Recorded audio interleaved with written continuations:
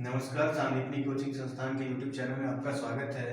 प्रश्नावली 19.1 का एक प्रश्न है जिसमें बच्चे बहुत ज़्यादा कंफ्यूज हैं, क्योंकि उसमें लिखा है कि एक भूखंड के बाड़े की लंबाई 100 मीटर है, उसके बाद भूखंड की लंबाई 15 मीटर है, तो उस भूखंड का क्षेत्रफल निकालें। तो बच्चे क्या किए हैं, कह रहे हैं कि सर ये लंबाई 2 बार आ गया है, तो इसका मतलब ये क्वेश्चन गलत है। ये लंबाई की जगह चौड़ाई होना चाहिए, वो पेन से काट के चौड़ाई लिख दे रहे हैं और सीधा 15 को 100 से मल्टीप्लाई कर दे रहे हैं, आंसर 1500 ले आ रहे हैं, जो कि गलत है। आंसर क्वेश्चन बिल्कुल सही है, वो लिखा है वो आपको कंफ्यूज करने के लिए दिया है, लेकिन आपको कंफ्यूज नहीं होना है, पहले प्रश्न को समझना है।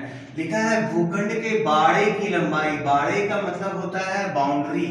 जैसे हम कोई प्लॉट होता है या भूखंड होता है, उसके किनारे किनारे अगर हम बाउंड्री लगाते हैं, कोई तार लगाते हैं या बाउंड्री बनाते हैं, तो उसको बाड़ा बोलते हैं। तो वही है बाड़े की लंबाई, मीन्स उस भूखंड का परिमाप जो होगा वही बाड़े की लंबाई होगी, है ना। तो बाड़ा का मतलब हुआ किनारा, यानी कि बाउंड्री। तो इसीलिए मैंने लिखा है 100 मीटर, वो आपका परिमाप दिया है। तो आप ये लंबाई की तरफ मत जाइए, यहाँ पर बाड़ी की लंबाई की तरफ जाइए, जो कि है आपका परिमाप। अब है भूखंड की लंबाई।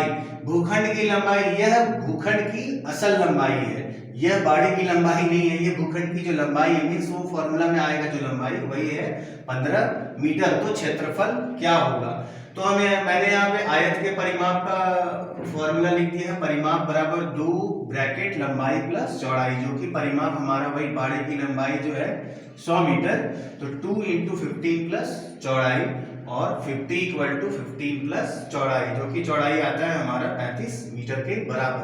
अब हमारे पास लंबाई 15 मीटर है और चौड़ाई 35 मीटर है। ये थोड़ा सा लिखने में उल्टा हो गया है, यह 15 है और ये 35 है, तो यह आता है 525 मीटर स्क्वायर, जो कि इसका आंसर है। यह क्वेश्चन बताने का असल कारण ये है कि ये ऑफलाइन बैचेस में हमारे अभी 7th क्लास में 3-4 दिन पहले ये चैप्टर चल रहा था।